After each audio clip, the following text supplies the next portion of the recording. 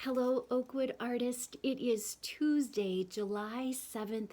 Welcome to our 50th day of sketching together. Oh my gosh, how did 50 days and many, many weekends go so fast, or maybe so long, to get us here to this day?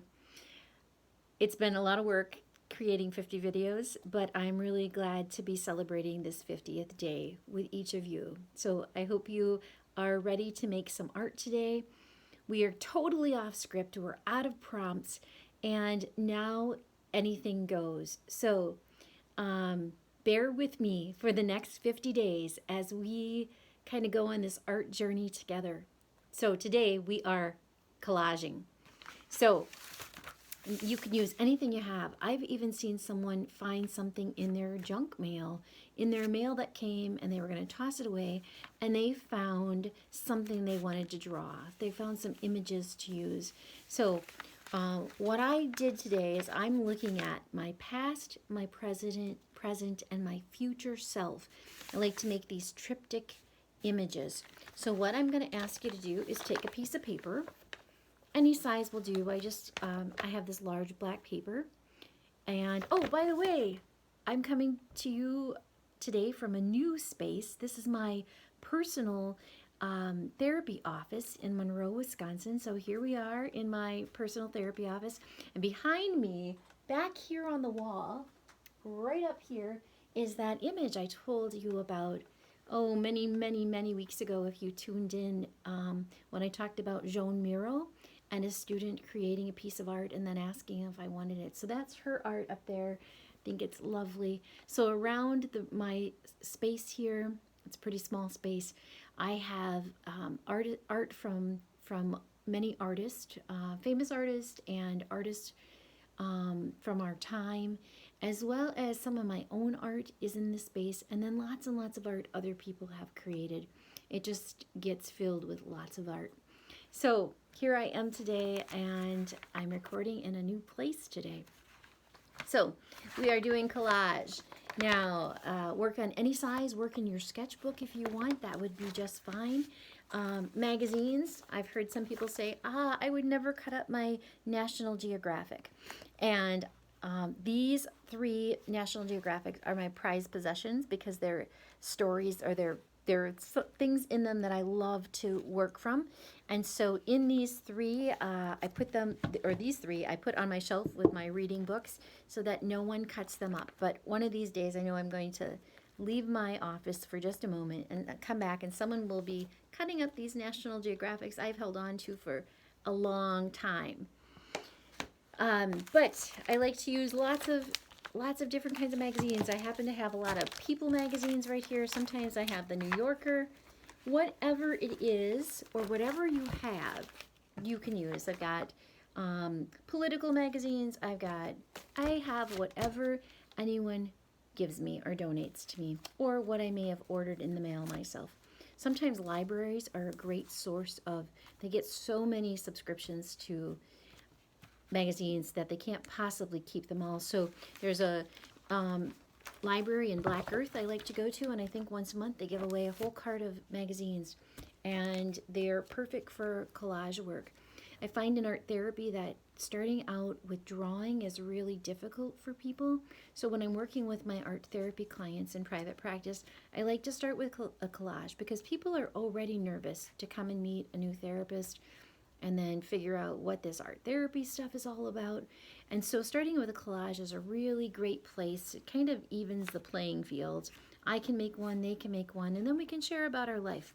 So today we are making a triptych.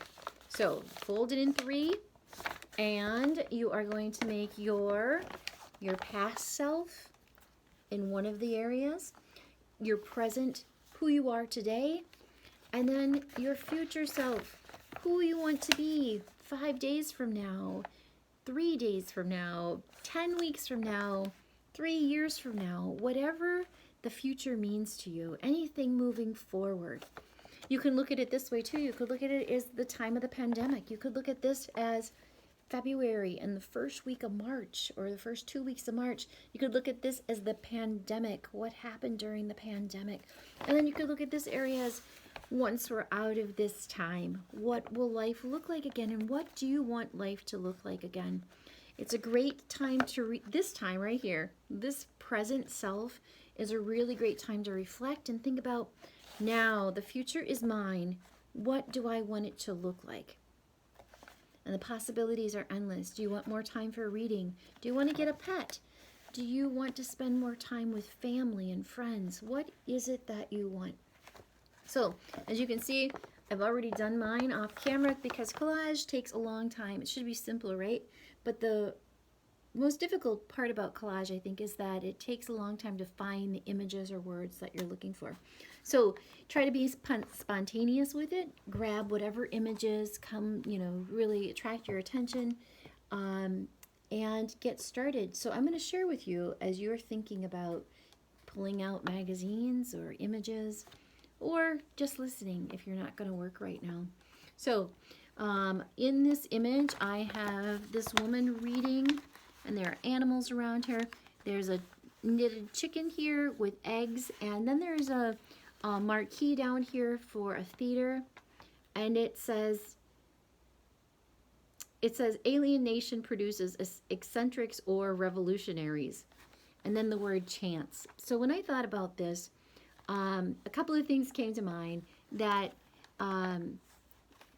where I came from was rural and rooted in nature, and maybe a simpler, it was a difficult time, but a simpler time in some ways, a slower time in some ways. And then this chicken, and I want to tell you the story of this chicken.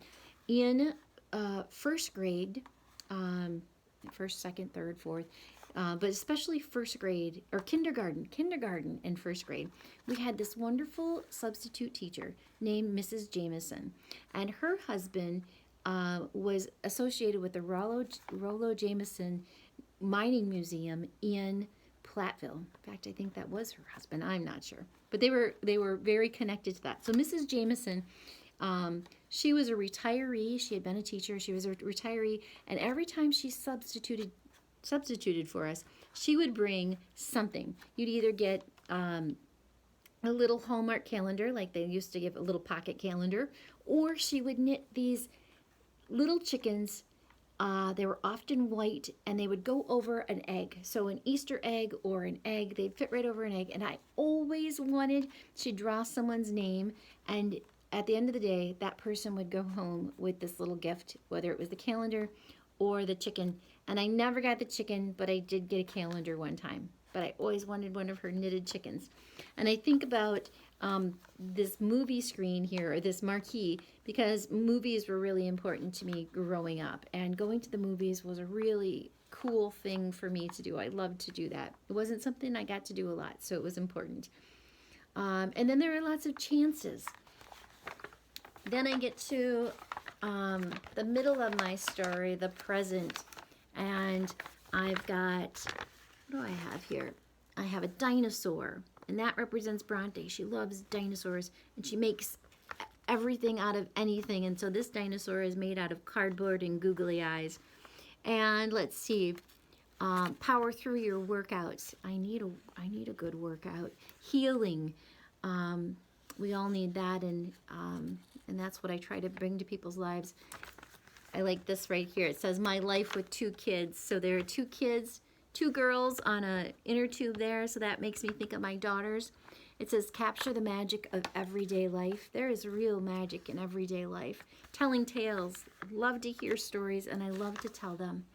And then at the top here it says, he who would learn to fly one day must first learn to stand and walk and run and climb and dance. One cannot fly into flying.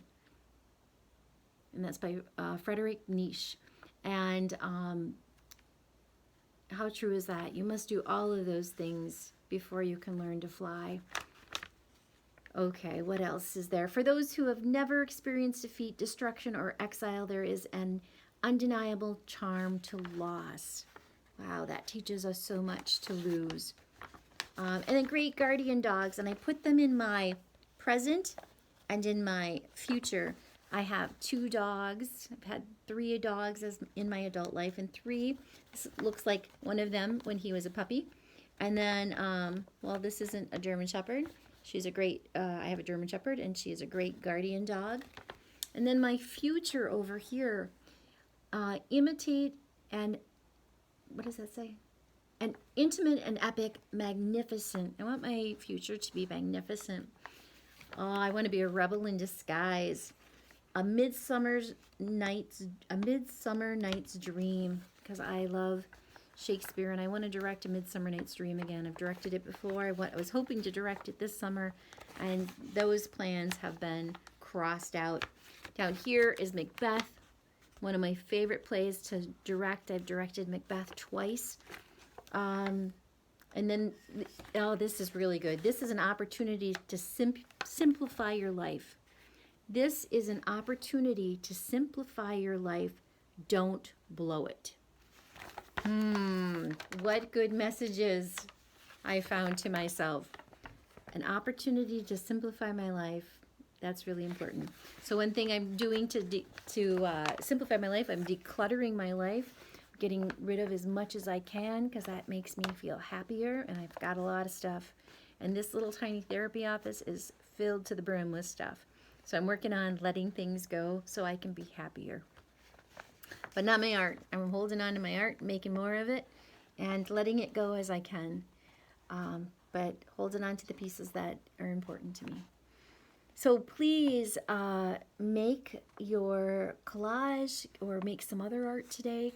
I'm hoping after day 100, which will fall on September 15th, that we can all get together in some format, whether it's over Zoom or in person, and that we can bring our artwork together and share our pieces. I'd love to have that opportunity to just share our work and share our sketchbooks. It would be such a cool, amazing opportunity to get together and see what everyone has found and what's inspired them all this time.